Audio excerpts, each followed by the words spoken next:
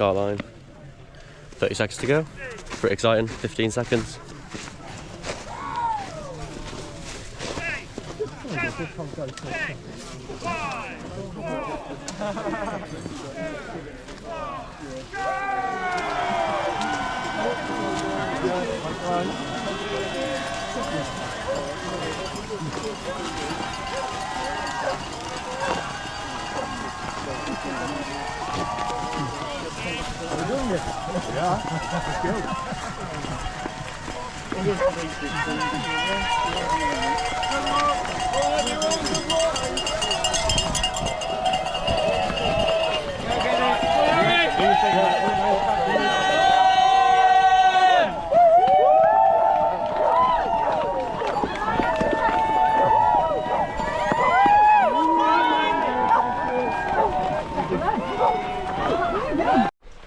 Alright, well we're 2 miles in, 266 to go. It's going to be a lot of mileage updates. But yeah, got Johnny, Peak 2 Trail on Instagram, at Peak 2 Trail. Good lad. On his 3rd spine in a row, finished everyone so far. On for another finish, I reckon. He said he wants to get Saturday morning finish, which is pretty cool. Yeah, moving pretty well, feeling alright. Everything seems pretty Gucci. And just going to try and really pace myself off the start, because I know after the 13 valleys pacing is mega important. I pace myself slow off the start there. Seemed to work well, so same again today. Ground conditions good. Look at that. The plan was to just chuck the spikes on pretty early. My shoes are still feeling pretty good on the ground. It's quite well trodden snow, so it's compact but not too hard. So the shoes are gripping just fine. So yeah, just going to keep going. And as we get to the tops, probably maybe put them on there. I think they'll probably be more needed then. The sun poking its head out, first time. Beautiful. Just off, chuck the spikes on. Very grippy. Oh, looks class behind, eh? 3-time spiner. Going full 7 for the 3rd one. Yeah, so finally above the cloud. Hopefully we stay above it for a while. It's stunning up here. And yeah, just see how we go. Little race update. Coming up 2 hours in. The clouds have lifted. Still out back in the clouds, but it's pretty nice up here. Like, the running's good, the ground's good. The micro spike's giving me loads of grip, so yeah, happy days. Look at this. Walking up this like alley of snow. It's mega. Ground's pretty good, to be honest, mostly. Like, it's soft in places and it's definitely slow, but it's not as bad as I thought it was going to be. I thought we'd be really trudging along. I think you can still make good pace. My heart rate's been pretty high, so I've dropped back down to walking. Managed to drop it down to 140 again, which is good. I think anything for me over 150, and I can't digest food, so that's then bad for nutrition. So I'm just trying to keep it under control. But yeah, we're kind of just at the limit of the cloud. You can see blue sky up there, but there is cloud around us. So hopefully we'll break it soon and get some more good views. I'm really warm though. I had my sleeves rolled up for a while. Just roll them down for walking, but I might have to go back up. I've considered taking the mid layer off, but then I'll be just in a thin base layer, which I think will be fine. But if a bit of wind comes, the wind is cold. A little trail update for you. 17 miles in. Feeling alright. Feeling a little heavy in the legs. And the heart rate seems to be a bit high. So I was with a nice group, but I'll just let them get ahead. I'm just gonna cruise up through here a little slower. Try and, I've eaten plenty of food, but it just seems to be sitting in my stomach, not quite digesting it properly and giving me energy. So I'm gonna hopefully just slow down a bit and let that work its magic and then crack on. But I'm still moving. I'm like miles ahead of my target pace, so I know I've got time to slow down, and realistically probably need to. Like, I'm going way too fast to sustain this. for like longevity really. Bumped into Matt, Sophie, Charlie, and Charlie's little one at the last road crossing, which was nice. You know, gave me a cheer, little morale booster. So yeah, just gonna crack on at my own pace for a little while. It's a long race, so a lot can happen. There's no point in getting myself stressed or, you know, overthinking anything at this point. Just take it steady, get the food in, get the water in, and yeah, hopefully look after the feet and everything should take care of itself. Still beautiful out though.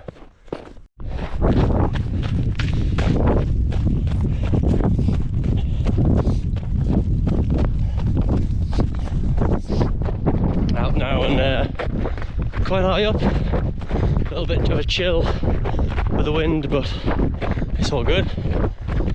Feeling a bit better now, although the track's been quite hard to follow in the snow. Missed a few turns at the back track, luckily not too far, so just being a bit more sharp on the nav. But yeah, still moving well.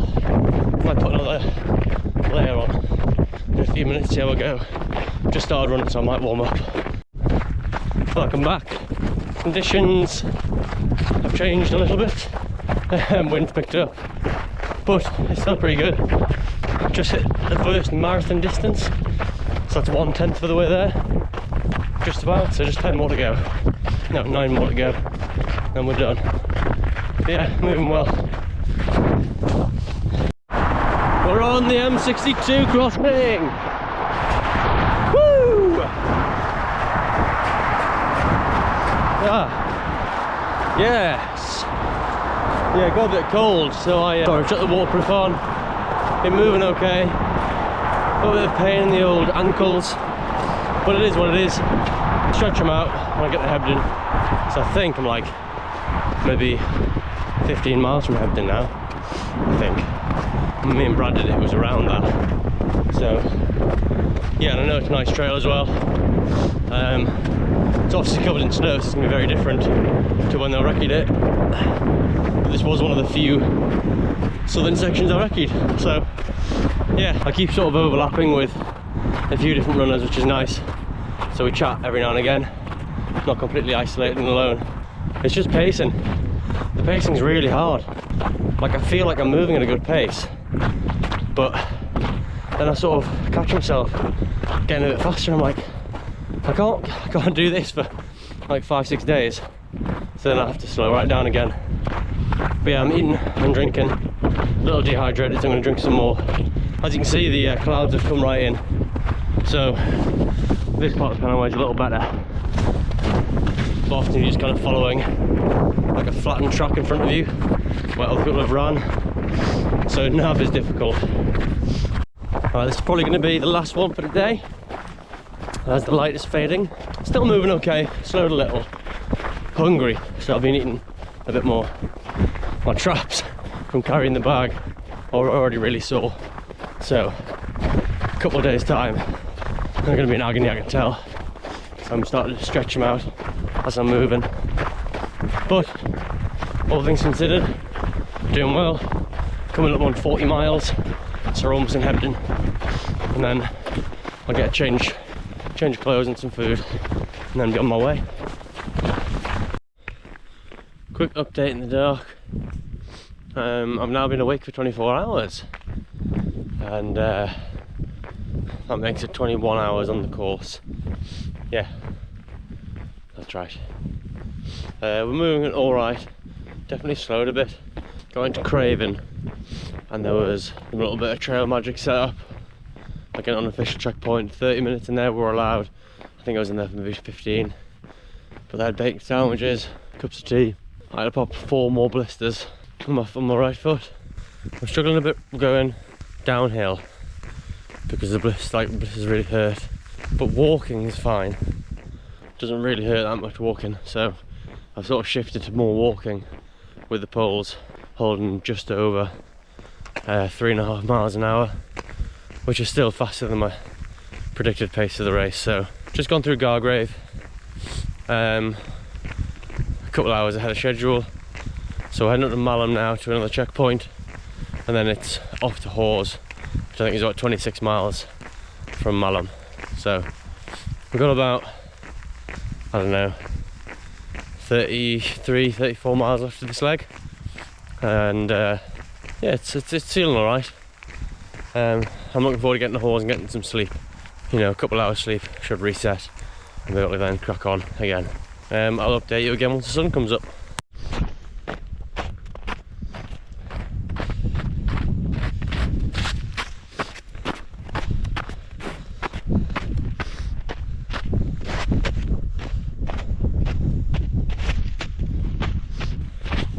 Sunrise is coming.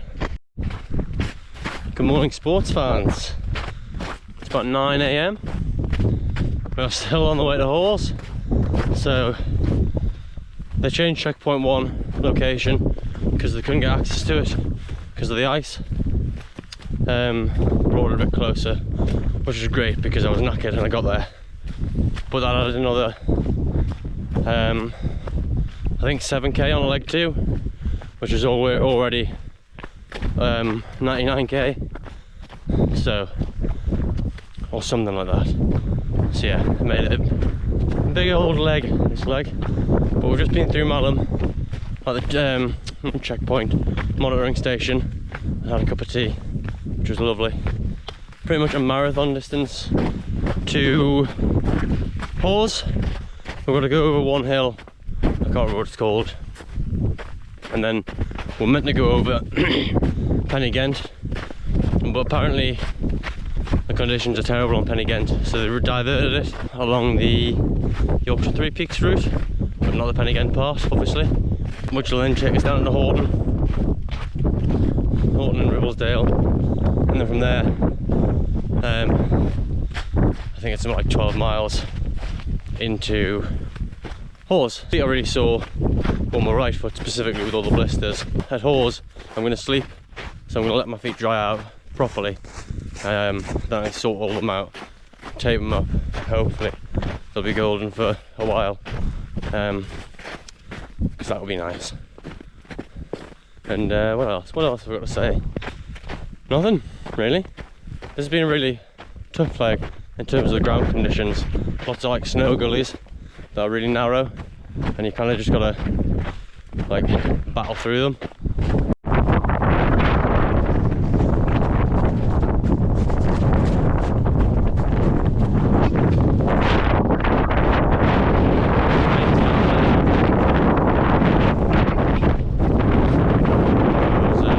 Hello, quick update.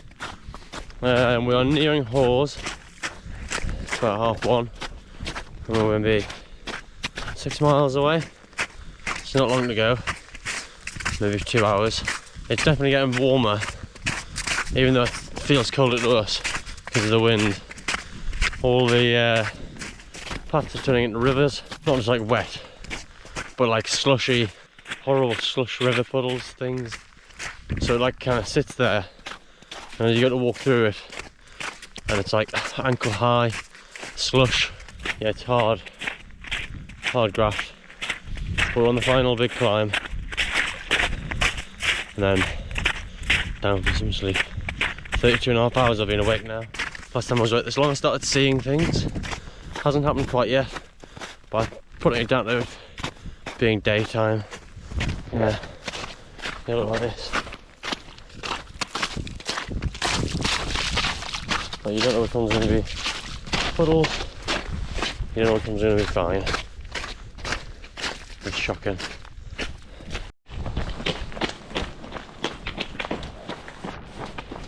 "32 hours, 15 minutes, 108.2 miles, and we're in Hawes, checkpoint 2, and yeah, I'm gonna get some food, have a sleep, then maybe we'll reach halfway after that. So yeah, happy days.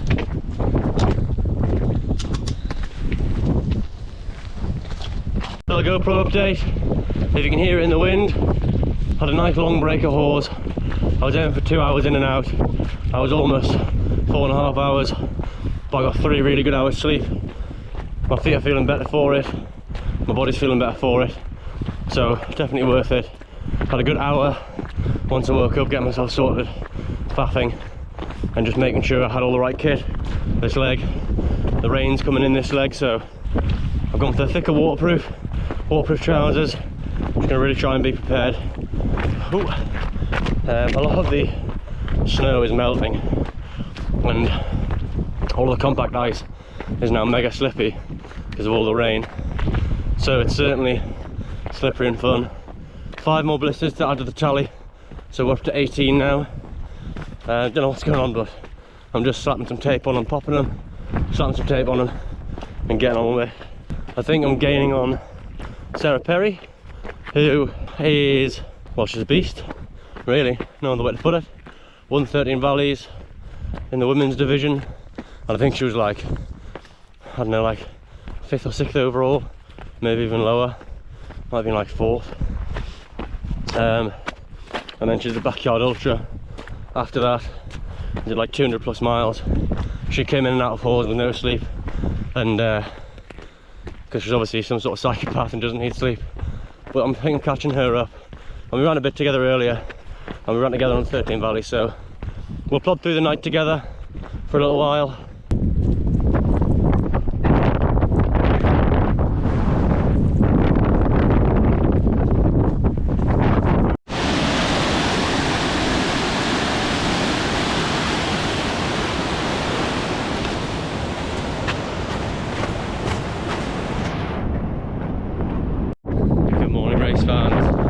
We are on day 3, yes, Sunday and all of Monday, and then Tuesday today, so yes, we're on day 3.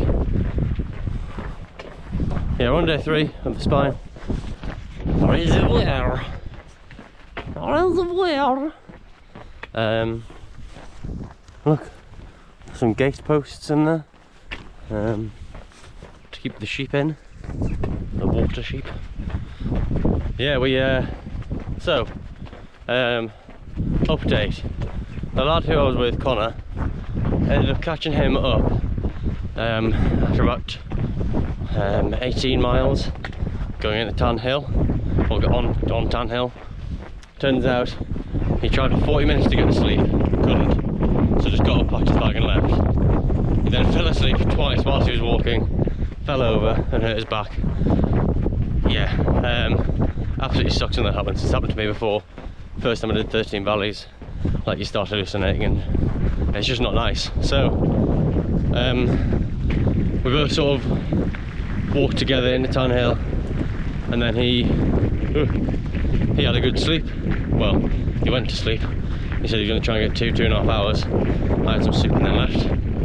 Then I caught up to another gentleman. He's lovely as well. He's done a lot of cool races. We've been chatting about them, and yeah, we're heading to Langdon now, so we're not too far away. I think maybe 12 miles, so 4-ish hours at 3 miles an hour. But yeah, all going well. Just gonna see how the day turns out. Plan is to have a change of clothes and power nap at Langdon. My knee is giving me bother. Physio's been working really well on the knee, but as you can imagine, having diagnosed the imbalance in my quadriceps only 4.5 weeks before the spine race, it was never going to be a-okay for the actual race. So it lasted, you know, a good 70 miles, but now, you know, we're about 140 miles in, so over halfway of the race, but also the knee does really hurt. I've got some K-tape, so I'm going to K-tape the shit out of it, try and do some patella tracking alignment with a tape or something, I don't know. I'm going to watch a YouTube video, and then hopefully that'll sort out a bit of my pain. That's all I'm going to say. Reservoir. The sun is out, the knees are out, shorts on, and we're away. So update time, Langdon back. The next checkpoint is 4 miles away, so I'm sort of alternating between a fast walk and a run as my feet and knees allow. So hopefully I'll be there within an hour, or in about an hour. So yeah, all is looking good. Like I said, the sun's out. Yeah, we've just got this lovely bit of path as well. You just kind of runs gently up by the river from Middleton, which is the last place I went. Came down off the hills into Middleton and then jumped on to this sort of riverside path, which has been delightful. Still gonna get my knees and feet sorted first, get things charging, and eat some food, power nap, then set off for Alston and make the most of the weather as well. Definitely, I don't have a big slip here when the sun's out. Probably gonna set off, change from my lighter waterproof, because I don't think the rain's meant to be overly bad. Moving forward, I'll check though, even if it's going to be sort of similar but warmer, I'd rather have the thin one. And again, I'll probably rock the shorts and waterproof trousers over the top, and of course I'll take my leggings as well. But if it's anything like this weather-wise, they will not be going on my legs. It's to free the knee. Peace out.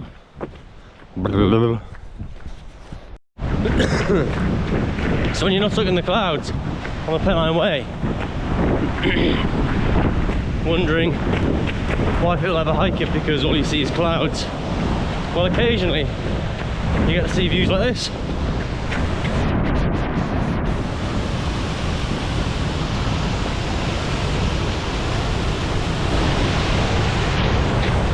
Not bad, eh?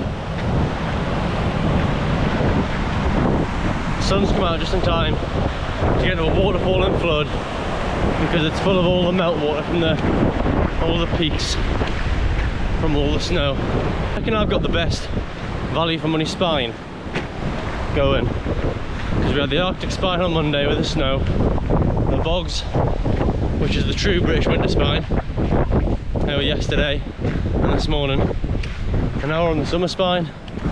Sun's out, it's got to be like 10 degrees at least, shorts are on, sleeves rolled up. What more could you ask for? Hey? High force. Oh, can't even see it, unlucky. I thought this, it's fine. See if I can get it from the top. Good waterfalls, eh, bud? Hey? Some good waterfalls. Yeah, I'm going to try and get it on camera. Oh, nice.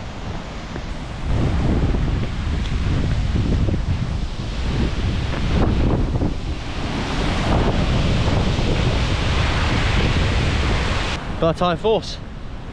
The highest force waterfall in all of the forces that are high.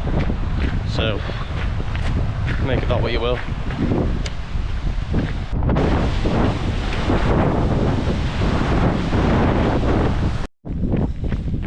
So we've just left Langdon back about 30 minutes ago.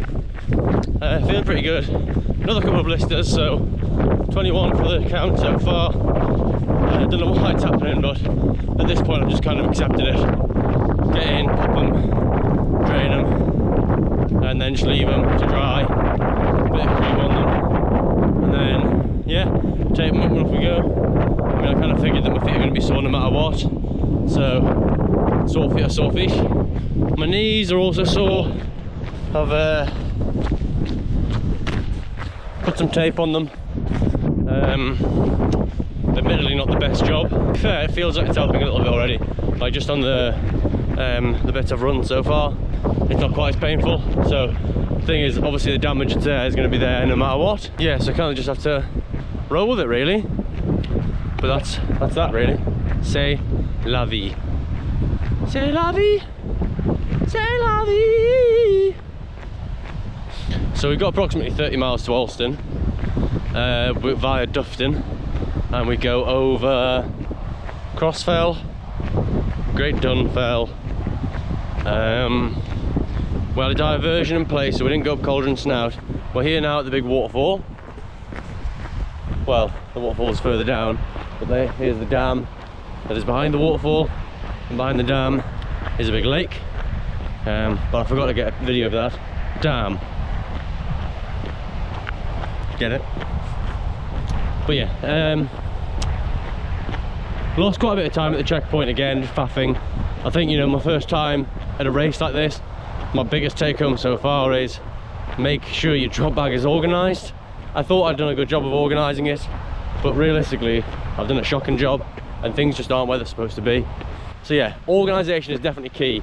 You know, there's two guys who are just in front of me, and I got into the checkpoint about 15 minutes before both of them. We all had about 30 minutes sleep, and they both got out of the checkpoint about 15 minutes ahead of me.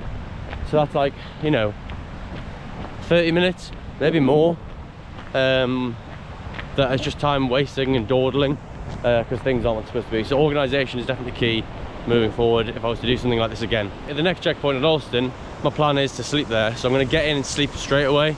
Get in, have some food, have a drink, and then I'm just going to go to sleep. And because what I'm thinking is also my tired brain is probably like getting stressed, whereas if I have a sleep first, then I can just focus and get my drop bag done and get my backpack done much quicker. Oh, I broke a pole as well. Yeah, I broke a pole. Luckily I broke it like a quarter of a mile before the aid station. Just stuck it in the ground. It was obviously attached to my hand. Slipped backwards on a rock, and because it was attached to my hand, it just snapped at the bottom. Luckily Matt gave me his walking poles before the race, to take as a spare pair. So I've got one of mine and one of his. I figured that way, if I fall over again, 50-50 chance I break mine, 50-50 chance to break his.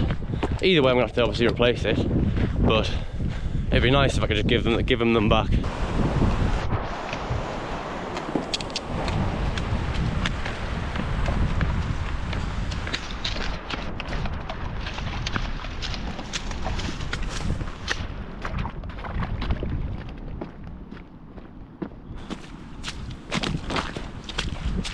Hey race fans, I need to stop saying that, just want to make the video.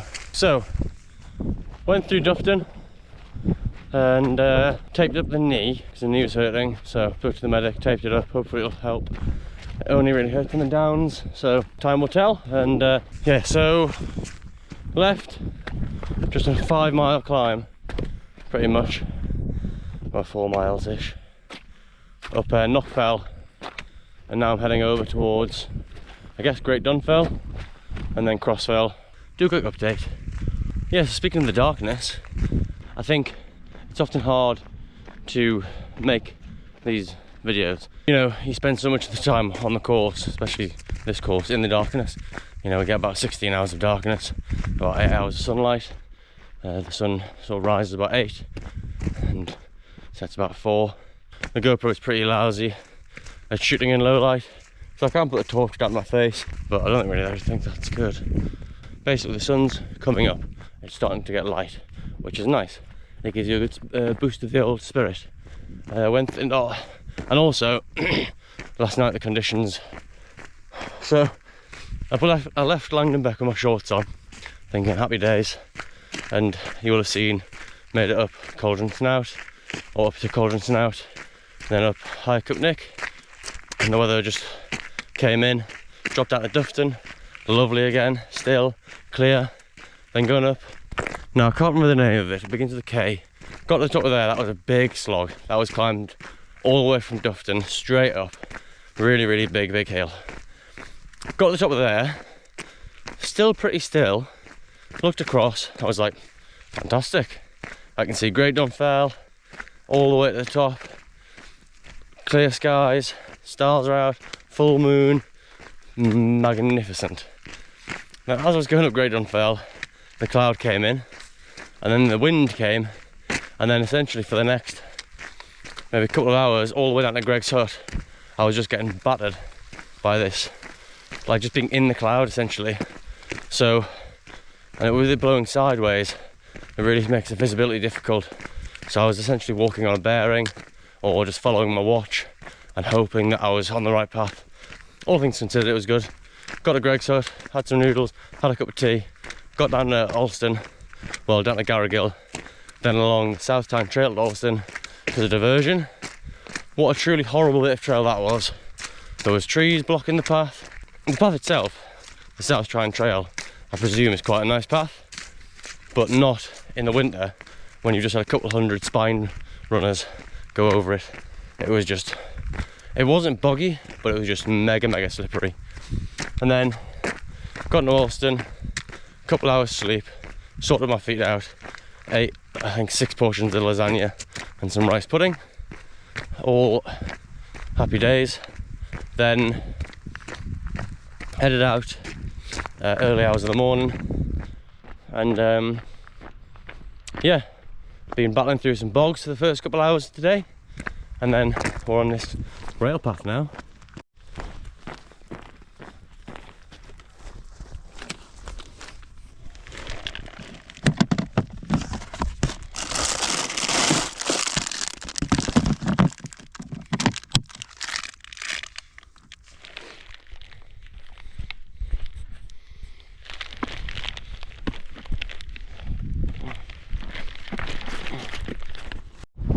Not far from Greenhead now. I think maybe 4 miles-ish, maybe a little further. I've now got to get over that bad boy. I don't fully remember, to be honest. Anyway, just pulled a prank on one of the Challenger North runners. So, found some gloves on the trail, some really nice rab gloves, and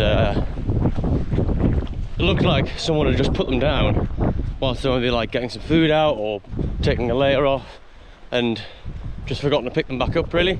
You know, they're right nicely set alongside the trail on a little raised bit of grass. So picked them up, put them inside of my bag, and we're going to hand them in at the next checkpoint, because I think they collect up all the lost property, and then people can obviously email in if they lost something. But as I was sort of going, oh, look at this.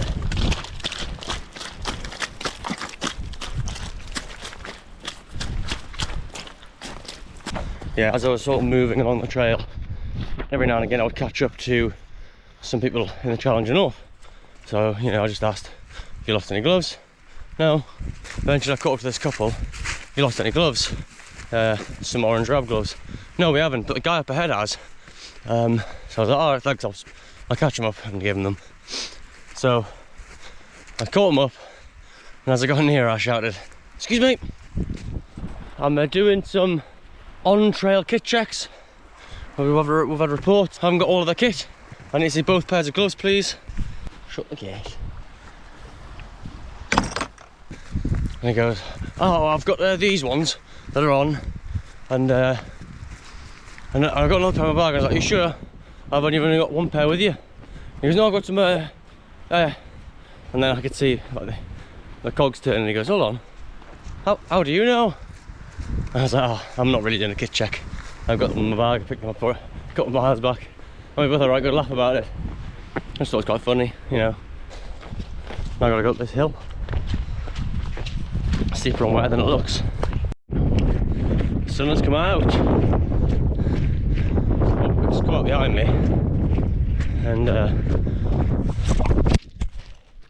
oops.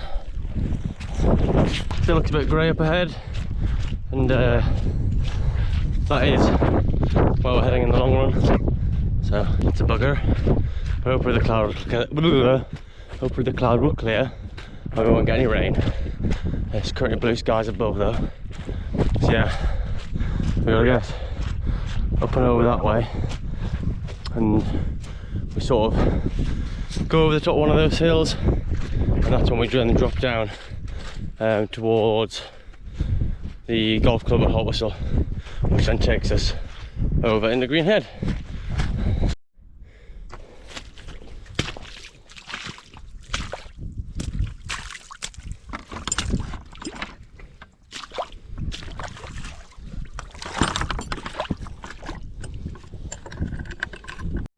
Oh, I remember this bit. It's one of the few recce's I did. I was coming the other way though, so I went the wrong way down the Pennine Way, and there was a lot of cows in this field. There was some people hiking the Pennine Way, so I came down, sort of scared the cows a little bit, because I didn't realise they were there, and they were sort of crowded. They were all crowded on that bank, and I sort of went down to the gully, crossed over, it was fine, and the people hiking I met in the gully sort of started going up, and the cows got pretty defensive and started enclosing them. And then this one guy waved his paws at a cow and it charged him, and it sent him flying. I felt awful. When he got up and then sort of went over and tried to like cross the fence and stay well clear. But yeah, it was pretty savage. Anyway, speaking of the gully, look how lovely it is underfoot.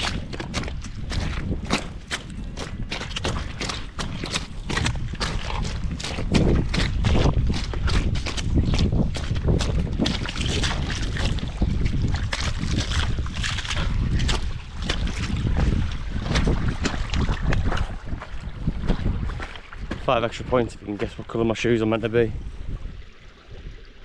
As we start our descent to the A69, it's pretty crazy for me now because, again, you won't be able to see it because it's so small with the wide angle, but I can see my house from here.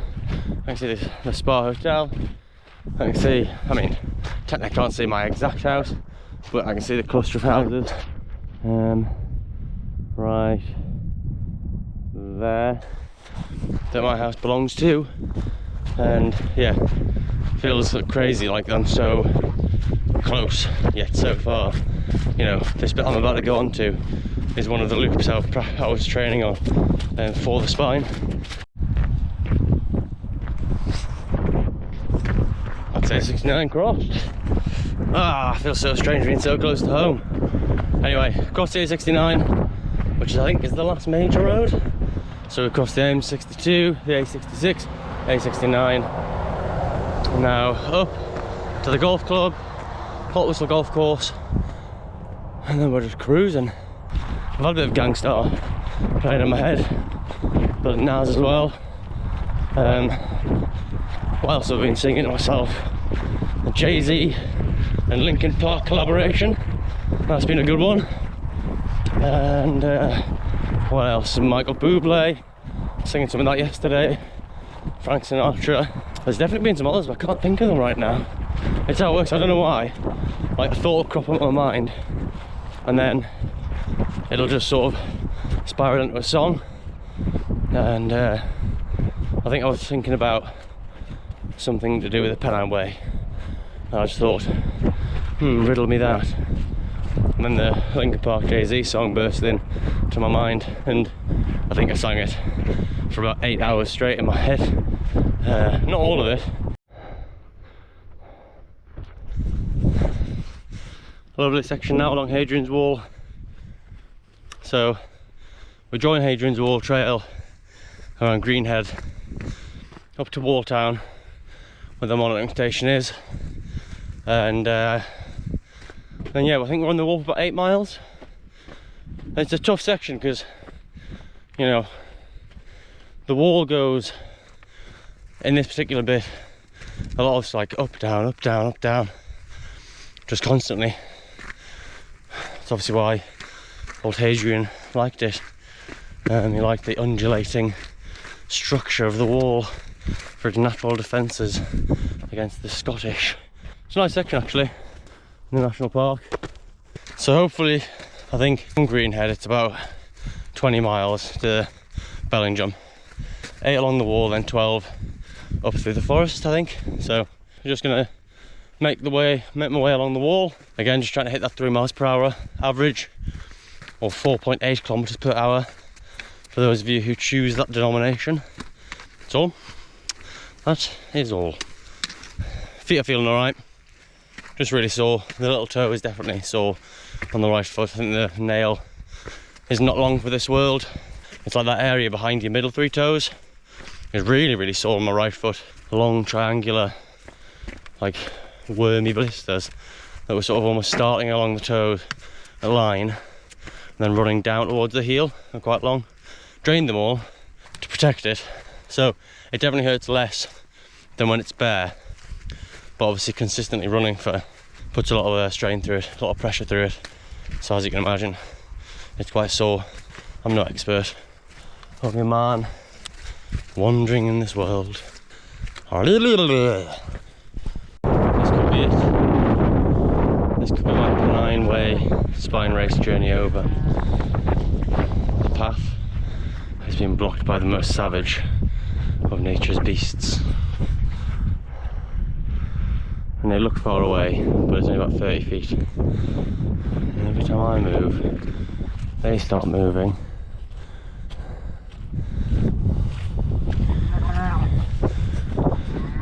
You can hear them, they're like, "You want some? I'll give it you." Oh, that was a loud moo. That was an attack cry. What do I do?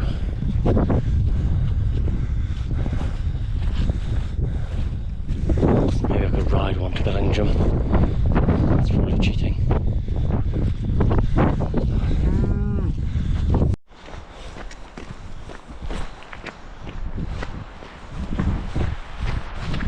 Just entering the southernmost edge of the Greater Kielder Forest block, and it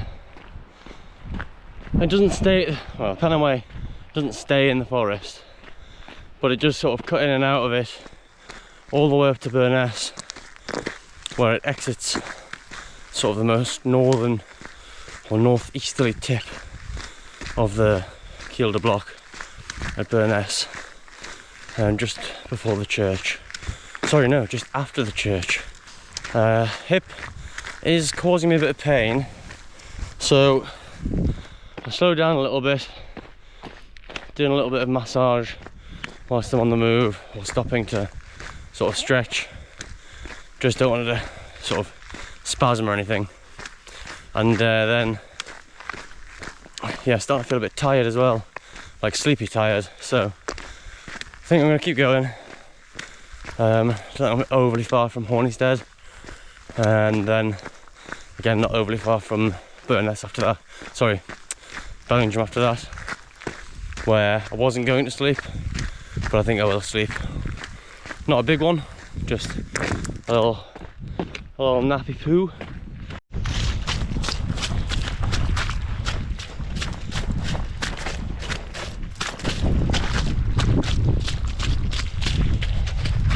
Coming down this absolute slip and slide. It's good fun, eh?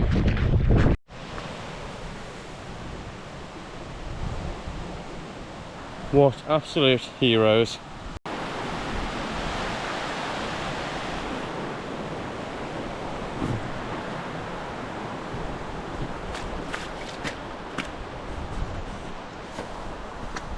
So it looks like it might be an unmanned pit stop, but they also have beds and fridges and showers to let people use, by the looks of it anyway. So we'll see. That was a pretty cool setup. Didn't see any horny people, although they didn't have a mirror. So, and yeah, they just had some like soups, bread rolls, a bit of cake. It was all delicious, really, and they just put it out for people to have. So I chucked some money in the donation pot. I thought it was a nice gesture.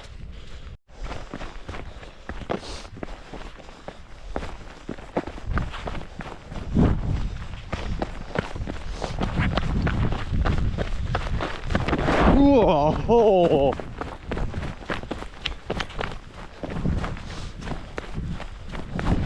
Remember I say? No.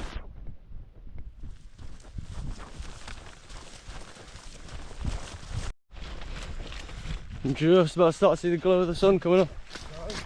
I'm just saying, I've got my camera out here. I'm just about to start to see the sun, the glow of the sun. Yeah, no problem.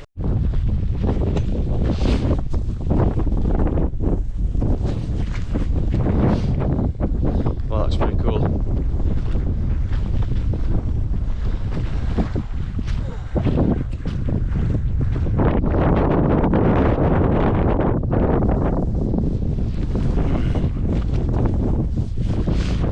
Right, we're up in the Cheviots. Sun's risen. We're heading over to, I think that's Cheviot itself. We don't go up and over the full thing, but we go most of the way up it, then peel off with a lad called Ben. He's an absolute beast. He's on the Challenger North, and we're just flying along, yeah, loving it. And you know, getting to see this sunrise to the top of Cheviot on a day like today, and then finishing the spot, buzzing.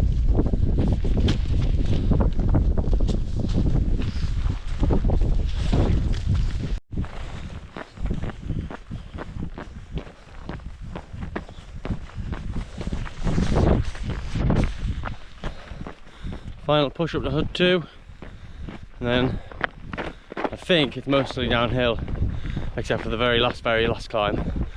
So apparently you get all the way down, and then you got one little booter to send you up and over into Kirk Yetholm, or Yetholm, however you want to pronounce it.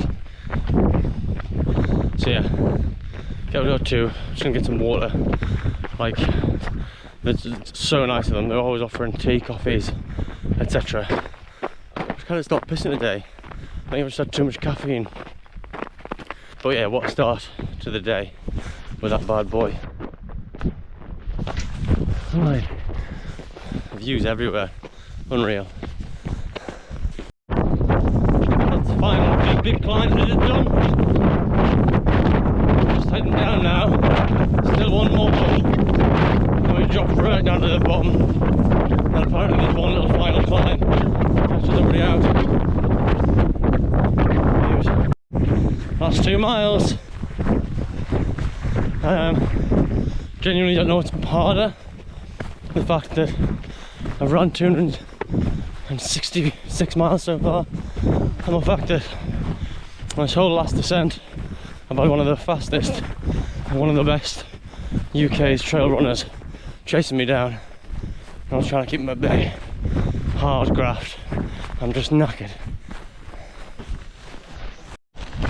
Here we go, heading to Kirk Yetholm. Got the hula hoops, fuel of the entire run.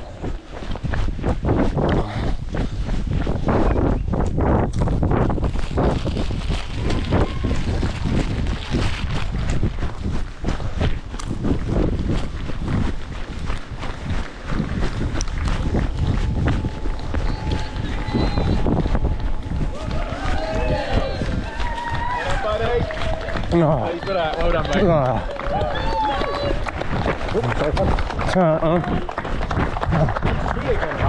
Oh yeah. Well, wherever you want to. The ball is yours. Harry, huge congratulations. Okay, I think big hug there, fella. Okay. Oh, absolutely thrilled for you. Well done. Well done. Right, thank you so much. 268 miles. Yeah. In those conditions. Yeah. There's any highlights? Finishing. Yeah. Definitely.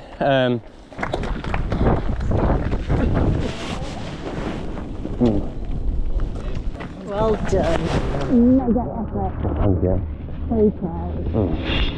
Once again. Fantastic. Oh. Rosie, come here. Come on. Come on. Give me a kiss. Give me a kiss. Give me a kiss. Yes. Yes.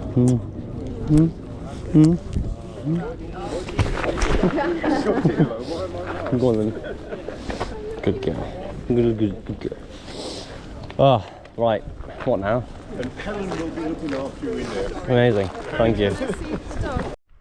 Morning, race fans. It is now Friday morning. So yeah, finished yesterday morning. Late morning. When did I finish? Before 11 or just after 11 yesterday. Didn't really do many updates yesterday. I was just moving really well. I was chatting with loads of people on the trail. I've met a guy called Ben who was absolutely fantastic, and we both ran together. He was on the Challenger North, and then yeah, just absolutely flew down at the finish. What a day. It was absolutely fantastic. So didn't do a huge amount of updates, but thought I'd do one now. I'm actually back on the Pennine Way. Here we are, where it is, running both directions. I'll give my lens a bit of a colour. And yeah, we are just outside of Stonehoff, so the path comes through here before heading up to Hornistead and then down towards Bellingham.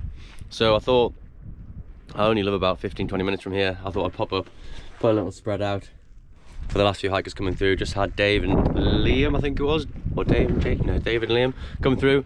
They're moving really well, they're doing really good. Yeah, they said they're just picking up the pace today, they want to get it done, so absolutely fantastic. And I've got a couple more coming through soon. Race went really well. I was absolutely over the moon. You know, I ended up in 9th overall, and 9th in men's and 11th overall. There was some fantastic people absolutely flying at the front of the field as well. So I was really, really over the moon to sort of finish the races. To finish, you know, originally my plan was to finish around Friday, Saturday. And when I was crunching the numbers and realising I might be able to get a 100 hour finished, 100 hours finish, I just sort of got my head down, got a plan together, focused and cracked on. And every step was just, you know, constantly hard work for those last 26 miles from Burness. And I knew, you know, it's a strange thing thinking when you get to Burness thinking, I've only got 26 miles left, that's nothing. I mean, that's a marathon. I had a whole marathon distance to do and loads of elevation, but I was thinking that's not much. You know, we're over 90% of the way there. So, and knowing that I had hut 1 and hut 2 along that route, you know, nice little checkpoints and check-ins and some beautiful scenery, and we got the most fantastic sunrise coming over the top as well of the Cheviots. So yeah, it all just went perfectly. Well, not perfectly. I've got a lot of pain, a lot of issues, a lot of chafing, blisters, soreness, aches, pains, etc. I definitely made loads of mistakes on the race. My drop bag was shocking, it was a mess. My organisation at checkpoints was terrible. I wasted loads of time doing things that didn't benefit me at all. But still really happy with the result. Still absolutely over the moon with how it all went. And yeah, to finish with a strong time and a strong position on my first attempt at the spine race. You know, I've only been running now close to 20 months. You know, when I entered my first race with SUF in May 2023, well, our first race was, sorry, June 2023, and we entered it in May for Bants. You know, we thought it would be a good laugh, something to do before we turned 30. I really never thought I'd get the bug and get this, get drawn this much into ultra running, and to do the spine, you know, which is dubbed Britain's most brutal, but I think realistically it's one of the hardest races in the world, if not the hardest. To go 268 miles, near enough self-supported, through the middle of British winter. And, you know, this year we had snow, and we had cold, and we had bogs, and we had wet. And generally, I think cold and snow is great. But when you chuck in wind and rain and wet in a winter, that's way more miserable to run through. That's way more difficult to keep motivated when you don't get any good sunrises and sunsets, when you don't get any good views because you're just in grey clouds getting piss wet through the whole time. That's the tricky bit, and I think that is what makes it one of the hardest races in the world. But I'm so glad that I got through it. I'm so glad that I did it. The volunteers at the checkpoints are some of the best people. They've got some of the kindest hearts, and I can't thank them enough. I think I've already been asked, am I going back again? And the answer 100% is yes, but first and foremost, I will be going back as a volunteer. But yeah, we're just out now on the Pennine Way, waiting for people to come through, give them some snacks, and I'll get this video made and yeah, go from there.